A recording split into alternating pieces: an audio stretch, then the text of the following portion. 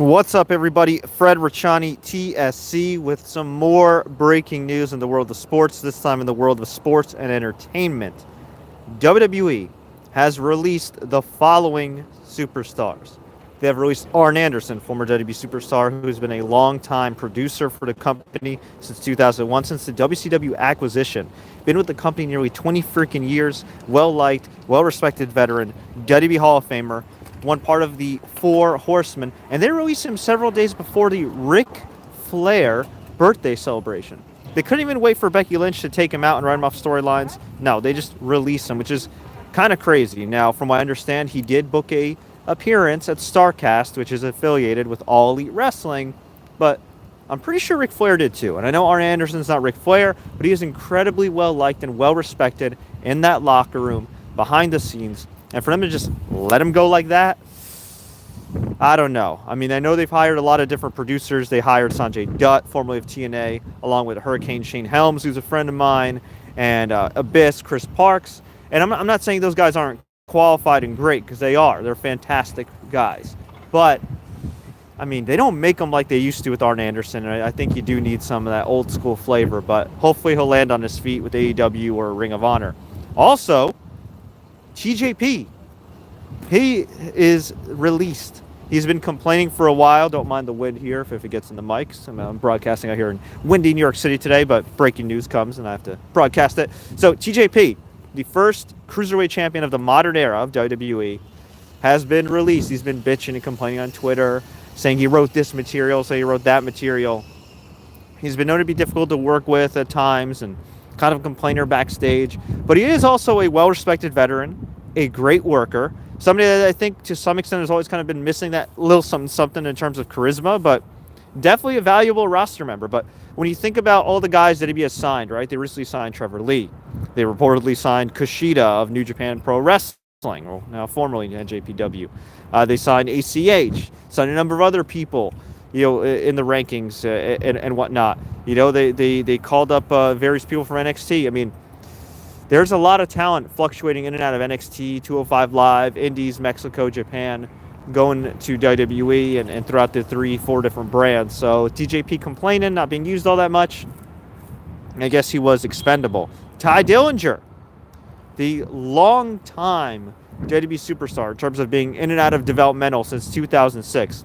Hired in OVW in 06. Got super kicked by Shawn Michaels at a random Cyber Sunday in 06. Debuted in ECW randomly as Gavin Spears and then destroyed, never heard from again.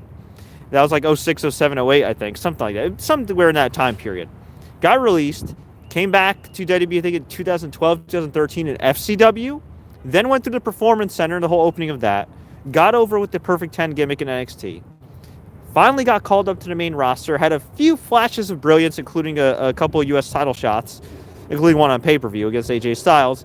And now he hasn't been used for a while, was kind of complaining himself, and he got released. And it's kind of crazy because I look at the article where it said he was released. There was no, "We wish you the best in your future endeavors." The only time I ever remember WWE not including a "We wish you the best in your future endeavors" was when they released Enzo Amore, who allegedly committed a sex crime. Okay? So, I don't know. I don't think it was kind of cool. Tye Dillinger, another guy like Arn Anderson, very well respected in the locker room. You know, he's not Arn Anderson, obviously, but very well respected in the locker room. Been doing this for a long time. The dude's like 37, 38 years old. And he's really trying to strike out on his own in free agency at this stage of his career, which is kind of crazy. But he is close to Cody Rhodes. They were former tag team partners and great rivals in Ohio Valley Wrestling. For the few people that may have watched some of those clips that made it to the early days of YouTube and torrents today, or maybe you were lucky enough to actually watch them locally in the Louisville, Ohio Valley area. So Ty's shown flashes of brilliance, but at 38 years old, can he dig into that well? I mean, look, all things considered, seems healthy, still looks great. You know, he did get over, but can he get over beyond the 10, 10, 10? That remains to be seen, but I wish him the very best. And from what I understand, too, because he has a 90-day no-compete, he should be available for All Elite Wrestling's first official show, Double or Nothing.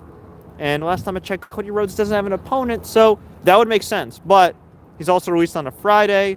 I don't know if WWE's going to pull some chicanery, some tomfoolery to say, hey, well, yeah, technically your 90 days are up before, but you were hurt or something, so we'll tack on a few more days. I don't know. WWE's contracts are very, if you haven't guessed it already, WWE friendly. And then Hideo Itami has also been released by WWE. This is pretty much a foregone conclusion. He had put out a statement kind of saying, thank you, everybody, and everybody kept thanking him. Why would they randomly thank him if he wasn't leaving? Presumably, he's going back to Japan, as he should, because WWE wasn't a great fit for him. He ran into a lot of bad luck as well with injuries and adjusting to the style. So, feel bad it didn't work out. I wish him the very best. And actually, Tye Dillinger put out a statement saying he requested his release before it became official a few days ago as well. So, I wish these guys the very best. Hope they all land on their feet.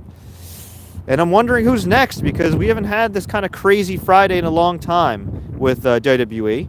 And on top of that, right, we in non-WWE news, Robert Kraft of New England Patriots, soliciting prostitution. He's being investigated and charged by the Jupiter, Florida Police Department and various authorities there. And there could be bigger names involved. And on top of that, R. Kelly charged with 10 counts of, being a pedophile, because it took 20 years to charge him, but at least he's finally going to be going to jail, thank God. But folks, I want to hear from you. Could you see anybody else leaving WWE in the future or being released by WWE? What do you think about these releases? Where would you like to see these men end up? Let me know. Leave a comment below. Tweet us, Facebook us. Do what you got to do. If you enjoyed this breaking news vlog, please like, share, take care, and stay indoors because it is windy as hell here. Don't forget to subscribe and enable notifications for more live updates like this, hopefully in better conditions. Until next time, everybody, as always, enjoy the matches.